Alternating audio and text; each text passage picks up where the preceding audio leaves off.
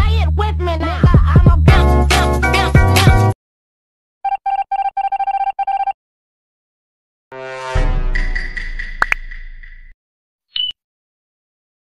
Assalamualaikum warahmatullahi wabarakatuh. Perkenalkan, nama saya Ramadinova Firanti dari kelas 11 Multimedia 1. Di sini saya akan membahas tentang aplikasi Blender. Saat ini saya menggunakan Blender versi 2.91. Pertama-tama saya akan jelaskan dulu apa itu Blender. Blender adalah perangkat lunak sumber terbuka grafika komputer 3D. Perangkat lunak ini digunakan untuk membuat film animasi, efek visual, model cetak 3D, aplikasi 3D, interaktif, dan permainan video. Nah, ini dia tampilan awalnya. Ini 2.91. Di sini saya akan menjelaskan fitur-fitur yang ada pada aplikasi Blender. Tampilan awalnya begini ya. Pertama, ada yang namanya header, menu header nih, yaitu menu utama Blender yang terdiri atas File, Edit, Render, Windows, Help. Ini namanya header. Terus juga ada yang namanya viewport, yaitu tampilan yang terdiri dari objek 3D atas objek lainnya. Ini dia viewport. Ini objek 3D. Ini objek lainnya. Ini viewport. Terus juga ada toolbar. Ini dia toolbar. Terdiri atas daftar tools yang memiliki sifat dinamis menurut objeknya. Ini dia toolbar. Terus juga ada outliner. Ini outliner, yaitu struktur data dari objek pada Blender. Struktur data dari objek Blender. Terus juga ada property. Ini dia, ke bawah sini kita ada property, yaitu panel yang membuat berbagai macam perintah untuk memodifikasi objek atau animasi dan bersifat dinamis mengikuti objek atau tools yang sedang aktif. Ini namanya property. Terus kita ke sini ada namanya timeline, yaitu instruksi yang terkait dengan frame animasi atau screenshot. Ini timeline. Kemudian juga ada screen layout. Ini dia screen layout. Ini namanya tampilan yang kita lihat ini namanya screen layout. Tampilan ini dapat diganti sesuai kebutuhan. Misalnya kebutuhan untuk merancang simulasi visual, kita bisa pilih yang animation. Terus kalau misalnya pengen bikin apa, modeling, kita bisa modeling. Gini tampilannya, sculpting. Ini tampilannya. UV editing, begini tampilannya. Nah, itu kita bisa pilih-pilih aja di sini. Nih, ada kan di sini. Terus juga ada editor type. Nah, ini dia editor type, ini juga editor type, sama aja.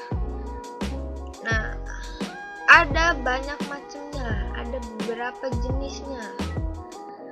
Di sini ada Python console untuk display scripting, ada file browser membuka dan menyimpan data file, ada info berisi header utama, ada preference untuk mengatur setting aplikasi Blender, ada outliner melihat list data pada scan Blender, dan masih banyak lagi. Nih, masih banyak ya.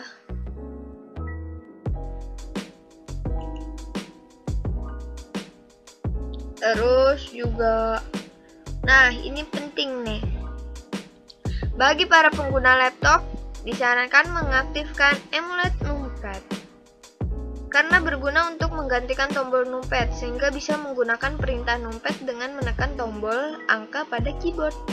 Gimana cara ngaktifin emulet numpad? Kita bisa langsung ke edit, habis itu preference. Di sini ada input. Nah, ini emulet numpadnya udah aktif. Kan tadinya begini, tinggal kalian pencet emulet numpad udah aktif.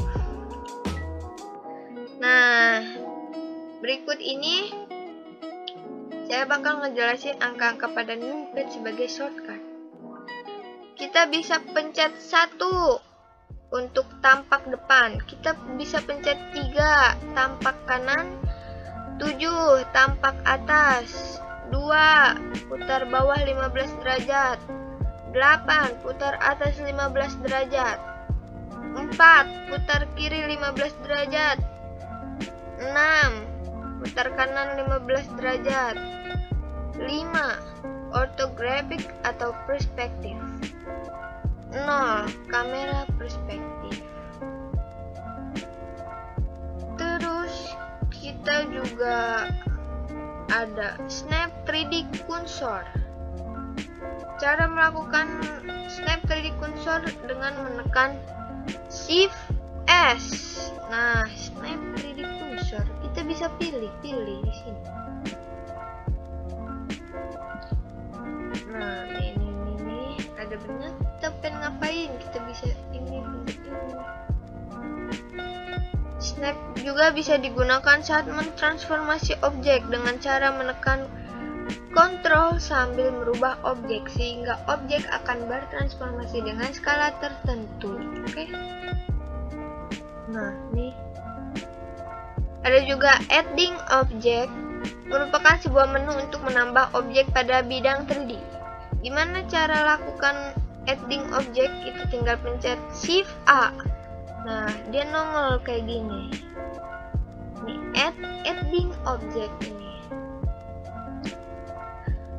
Nah, dalam menambahkan objek pada Blender, kita akan menemukan dua jenis mode, yaitu object mode dan edit mode. Ini object mode nih kayak gini. Terus gimana kita caranya kalau pengen masuk ke edit mode? Kita tinggal klik, habis itu kita bisa pencet tab. Ini edit mode. Kalau kita mau balik lagi ke object mode, tinggal kita pencet tab lagi. Ini object mode. Kalau pengen edit, pencet tab. Ini edit mode. Tab lagi, object mode. Gitu. Terus juga ada transformation. Adalah upaya untuk menggeser atau memutar atau mengubah ukuran objek. Kalau kita pengen geser objek, kita pencet aja G. Belum dipencet. Kita pencet aja G. Nih, kita langsung bisa nih geser-geser. Kalau pengen lebih rapi, kita bisa sekalian pencet shift.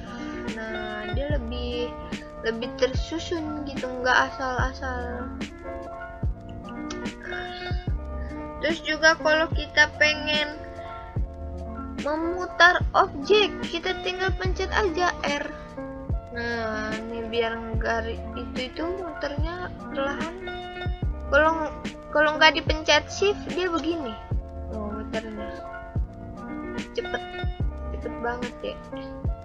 Ya, kayak gitu. Terus juga kalau kita pengen memperbesar atau memperkecil objek, kita tinggal pencet S. Habis itu gedein. Ini nggak dipencet shift nih. Kalau dipencet shift gini, dia lebih rapi.